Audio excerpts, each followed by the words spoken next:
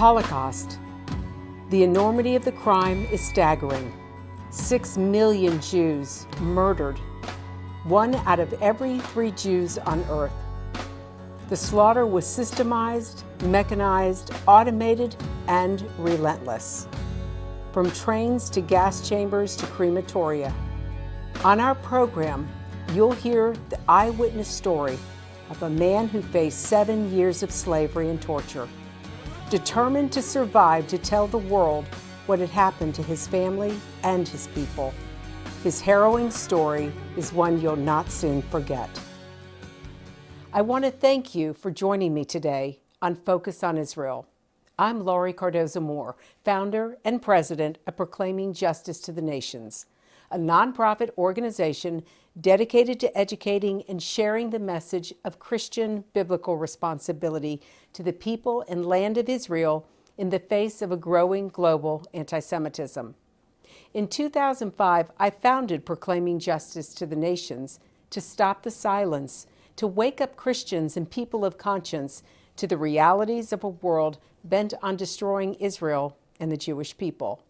From the start, PJTN has had a proven track record of fighting for the rights of Israel and the Jewish people, a record of standing firm in the face of overwhelming odds against a world of Jew and Israel hatred, a record of not compromising on the very plan of God. Today, who would have believed that within a generation from the untold suffering of the Holocaust, the Jewish people would once again be the subject of such an intensely growing global wave of hatred and violence. This in the face of a new generation of Holocaust deniers and young people who perpetrate persecution and anti-Semitism on college campuses around the U.S. and are translating that hatred into violence against Jews on streets all across Europe. In our lifetime, we are seeing the growth of intense hatred from the same poisonous seeds from which the Holocaust grew. Can we truly say never again? On our program today, we'll hear the life story of Holocaust survivor Katz. Like the few who lived through the horrors of the Holocaust, his story is both ghastly and inspiring, a true miracle of survival by God's hand.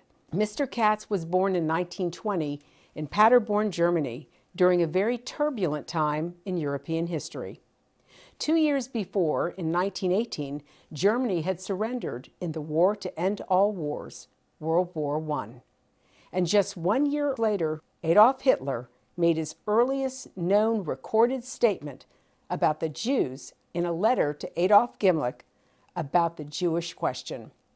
In the letter, Hitler argues that the aim of the government must unshakably be the removal of the Jews altogether. During his childhood, Katz experienced the dramatic rise in European anti-Semitism until that fateful day in November. On November 9th of 1938, at the age of 18, he witnessed the horrific beginning of the Holocaust on Kristallnacht, the night of broken glass. On that night, he narrowly escaped as his father was taken and imprisoned in the Buchenwald concentration camp. It wasn't long before Al was captured, then deported, and spent the next 7 years in slavery, in ghettos and camps, from Germany to Latvia. Shortly after he and his family were deported to the Riga ghetto, his parents and little brother were murdered in a nearby forest where Jews were shot in masses and buried in pits they unwittingly dug for their own graves. Several years later, his extended family, uncles, aunts, cousins, and grandparents, were also found to have been murdered by the Nazis. In May of 1945, Katz escaped a death march to make it to the front lines and was liberated by the American forces. That next year, he immigrated to the U.S. and became a proud U.S. citizen. Mr. Katz survived the Holocaust only to again experience the horrors of imprisonment and torture in the final year of his life. The Manatee County Public Guardian's abuse of him reminded him of Nazi cruelty and sadism. In 2009, the 89-year-old Katz was kept in locked units and denied companionship of his family and friends and decent medical care.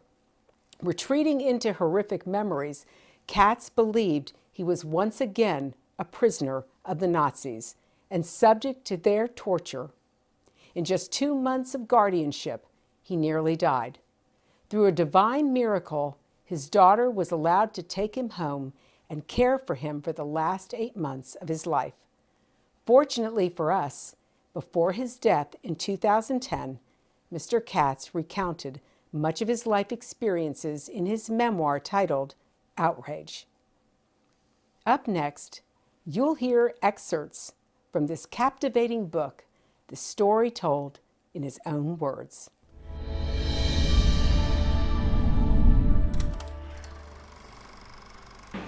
Mein Lebenskampf ist nicht umsonst gekämpft.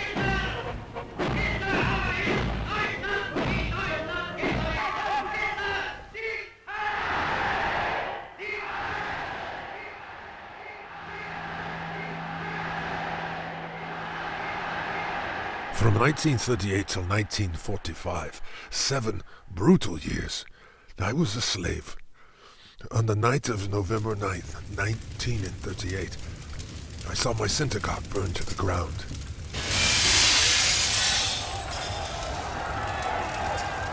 I saw them throw out the prayer books and put a match to them. They smashed the windows of the Jewish stores and took everything out of the showcases. The Nazis didn't even know I was there. I didn't look any different than the rest of them. That night they took my father.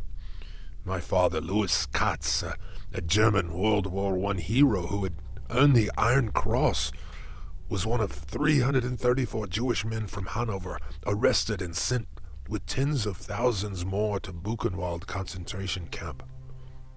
The Nazis came to the door and arrested him. I saw it happen. I went through the back window to escape into the woods until late at night. When my father came back from Buchenwald, he went to Hamburg, to the American consulate.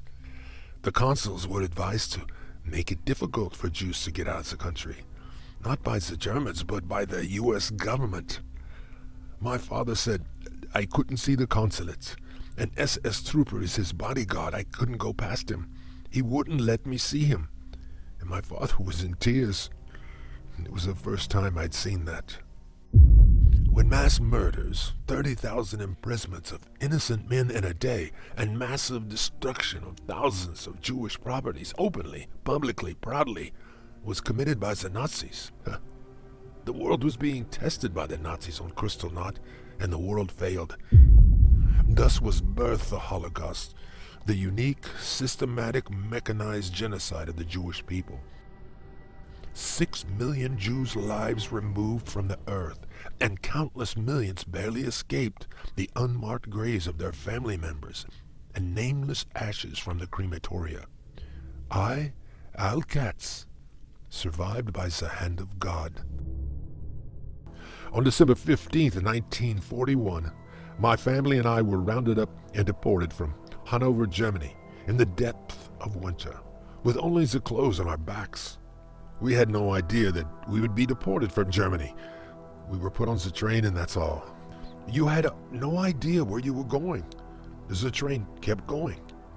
3 days and 850 miles later, across Germany and Latvia, we arrived at Riga, Latvia, the coldest Nazi ghetto on earth, the farthest north concentration camp, almost Siberia, 52 degrees below zero. It would turn out to be a most fateful move for my family. The area also included the Kasserwald concentration camp, the Riga ghetto, the Salaspils concentration camp, and an infamous killing site, the Rumbula Forest. Deep in the depths and darkness of the Rumbula Forest, Jews were shot in masses, buried in pits they unwittingly dug for their own graves. There likely lie the bodies of my adored mother, father, and my precious little brother, Arthur Werner Katz. They lived, they died, they suffered. Their exact place of death will never be known. Thus my family was eliminated from earth with no gravestones for me to visit. I always knew that I was going to survive. Somebody had to survive from our family. I was the only one who really had a chance to. I always kept my faith.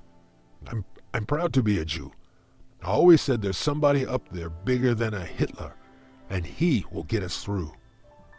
I still believe in God. I cannot understand how people who went through what we went through don't believe in God. If there wouldn't have been a God, none of us would be alive. When I walked to work every day, I prayed with my own words, and I think that's what helped me get through. The prayer, Shema, that means, Hear, O Israel, the Lord our God, the Lord is one. He was ever with me and saved me again and again. I had many cousins, uncles, and aunts. None of them survived. But I did. I and many others all shared the same fates and the same faiths, being cheated out of our lives, robbed of our families, and fervently believing that somehow we must survive to tell the world what had happened to us, our families, our people. In May 1945, after 7 years of Nazi slavery, I was on a final death march from Dachau concentration camp when American airplanes appeared at treetop level. I ran away from death's door to the American lines and was liberated by Mickey Cohen, a Jewish tank operator fighting the Nazis. It was a miracle to be liberated, a divine miracle. I had escaped that death march by the hand of God. I left Germany for America in 1946, and the next year I met my wife, Sophie, who bore me 2 wonderful children. I lived again. Still many nights I remember too much. For 30 years my wife, my Sophie, comforted my soul, holding my misery in her gentle hands, soothing my memories and praying for me. I lost my mother. I lost my father. I cry and cry. I lost my little brother, my Arthur Werner, and no tears can equal my pain. I still see his little hands shoving his paltry food ration into my hands through the ghetto fence. Dear Arthur, your sacrifice never leaves my soul. You fed me when you were starving and freezing. You fed me. In 1946, after his liberation, Al Katz left Germany to become an American citizen, and a year later, he fell in love and married Sophie Passo. Together, they raised 2 children, a loving son and daughter. He spent many years teaching others about what he'd experienced and warning that it could happen again. He spoke out, saying that vigilance must never stop to prevent another Holocaust. As fate would have it, he lost his loving wife Sophie in 1977. Her death left him with a hole in his life he would never fill. Fate would frown on him again in September of 2009 when outrageous lies forced him into the appalling guardianship program as a ward of the state. Lies such as he had no one to care for him. The probate court thus appointed professional guardians who had total power over him and his assets. In reality, the primary focus of professional guardianship is asset seizure, leaving wards of the state bereft of property and possessions. According to the United States Congress, the typical ward has fewer rights than the typical convicted felon, and guardianship is the most severe form of civil deprivation which can be imposed on a citizen of the United States. Lower in status than a murderer, a ward is a slave, a person without rights, without control of his life, without warning, forced to live most often in nursing homes, while the state takes and consumes his assets. At age 89, his court-appointed guardians transferred him to a lockdown in Casa Mora nursing home, behind huge metal electronic doors, surrounded by men in uniforms, much like the camps that haunted his memories. There he was strapped into a hospital bed, pinned down and injected with drugs that sent him into flashbacks of his Nazi slavery. Cold and scared, he went back 70 years, back again to relive the nightmare. He spent 6 weeks of 2 successive lockdowns under conditions beyond those imposed upon dangerous felons and deprived of civil rights, even possessed by criminals. In just 2 months of professional guardianship through severe medical neglect, Mr. Katz was at the point of near death.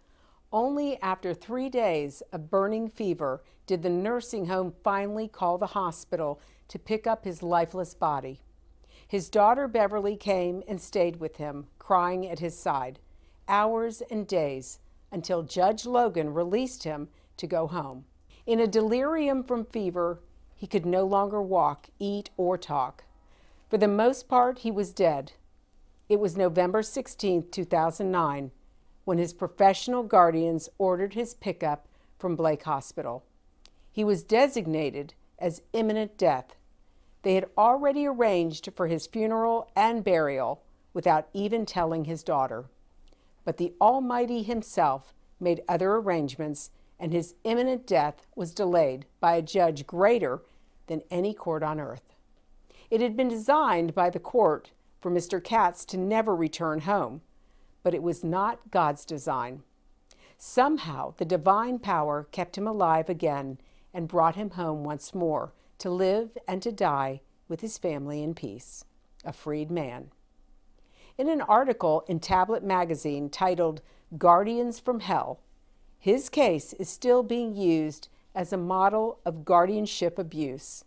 Al Katz barely escaped numerous Nazi camps, including Dachau, only to become the ward of guardians in Florida at the age of 89, repeatedly being hospitalized and institutionalized under the control of his guardians until he was nearly dead in just 2 months' time. On June 6, 2011, nearly 1 year after the passing of Al Katz, the Sarasota City Commission acknowledged his suffering under guardianship by demonstrating its unanimous support for the Al Katz campaign to save Jewish Holocaust survivors from institutionalization. It stated that he was placed into multiple institutions in 2009 under court-ordered guardianship against his will, resulting in dire distress to him and causing his health to decline precipitously. The city of Sarasota declared that all due diligence should be exercised to keep survivors in their own homes or in the homes of willing family members, to the betterment of our society by preserving the dignity of our honored elders.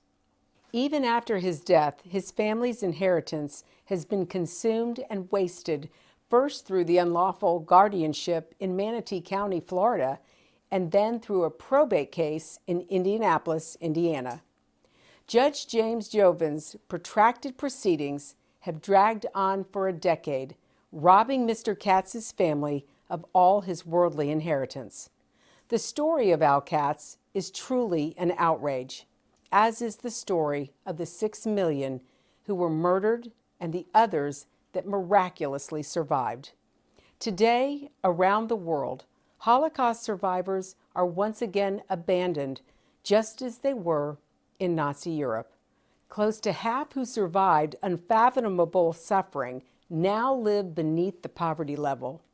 These are people who have seen the worst, who were in ghettos and concentration camps, who made it through Auschwitz and death marches, but now can't afford medical treatments, nursing care, and even food. There is not much time left. As Mr. Katz stated, our extinction doesn't matter, individual or collective. That is how we feel, abandoned again and again. Unfortunately, it just never ends. It's never completely safe for Jews. It's generational in America and the world. Generational acquired Jew hatred, passed through the generations across time and across the world, from person to person, place to place, and millennium to millennium, from classroom to classroom, neighborhood to neighborhood, community to community. The hatred wanes and waits, then lunges and pounces atop a single Jew or one Jewish family, awaiting community response. When there is none or lonely whispers of objection, the Jew hatred grows, feeding on itself and any opening for unchecked growth in the community, state, and nation.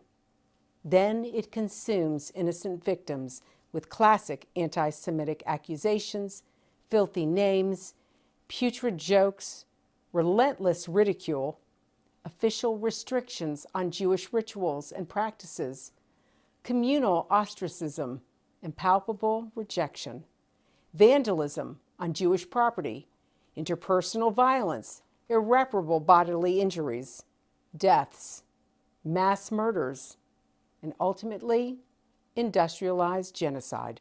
This is generational genocide, learned at times while in the womb or the home or the classroom or the church or the media or meetings, learned and rehearsed through richly funded propaganda campaigns against Jews and Israel, learned to the detriment of society. As in the days before the Holocaust throughout the world, Jews are once again unsafe on the streets and in their homes and businesses, in Europe and the United States. Virtually every Jewish institution in Europe is secured by heavily armed guards, walls, fences, and 24-hour surveillance. In America, all Jewish communal facilities are strongly advised to implement safety measures, including locked doors, armed guards, and heavy, round-the-clock electronic surveillance. Mr. Katz once asked, "What have we learned in 75 years? That lies can be bigger than life and believed by multitudes and masses, forsaking the truth for the sake of hatred?" This is the inescapable truth of the Holocaust, surpassed by the truth that God gives man free will choices to choose him and his ways above all else. Thankfully, Mr. Katz's passing was peaceful. On July 11, 2010, he left this world and was buried in Indianapolis beside his beautiful Sophie. After 33 years, they were together again. Sadly, the nightmarish flashbacks did not end until the final months of his life. In his memoir, he wrote, "I still hear the voices, see the faces, the uniforms, the seething dogs trained to kill Jews, the weapons, whips made of wood and leather, bullets blowing off heads, machine guns, truncheons beating us. I can never forget. I hear, I see. I always remember, relive, relive, relive, the slavery, confinement, cold, bitter weather with bare body parts, exposed to crashing winds, craved mines, coarseness, unbelievable cruelty. I cannot forget that human beings, precious, irreplaceable, were sacrificed by the millions and millions, murdered mercilessly for the sake of ideology turned to evil theology. Worshiping a monstrous man, worshiping the power to murder a baby or a grandmother, worshiping and relishing the power to turn mass murder into an industry. In remembrance of Al, a Jewish cultural center was founded in Bradenton, Florida, the Al Katz Center for Holocaust Survivors and Jewish Education. Unfortunately, the COVID crisis caused a loss in visitors and in revenue and has left the center without a physical location.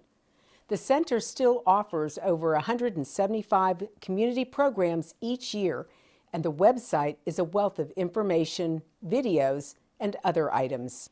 If you'd be interested in providing a new location for the center in the South Florida area, please send an email to helpelders@hotmail.com.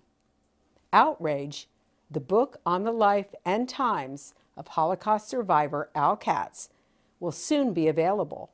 To get on the waiting list for this compelling and informative work, you can send your request to helpelders@hotmail.com.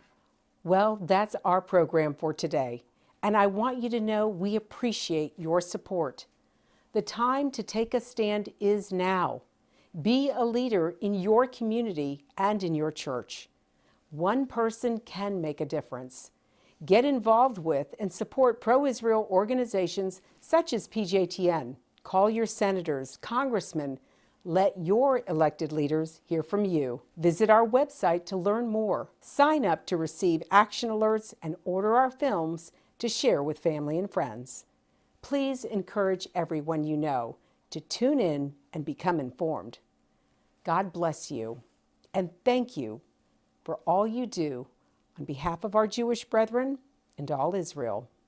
We'll see you next time on Focus on Israel. To support this program, send your tax-deductible gift to Proclaiming Justice to the Nations, P.O. Box 682711, Franklin, Tennessee 37068. You can also support PJTN online. Visit pjtn.org or call 1-877-873-9020. Anti-Semitism has reached epic proportions, and Israel is now surrounded by nations who seek its destruction. For Israel to lose just one battle would mean losing everything.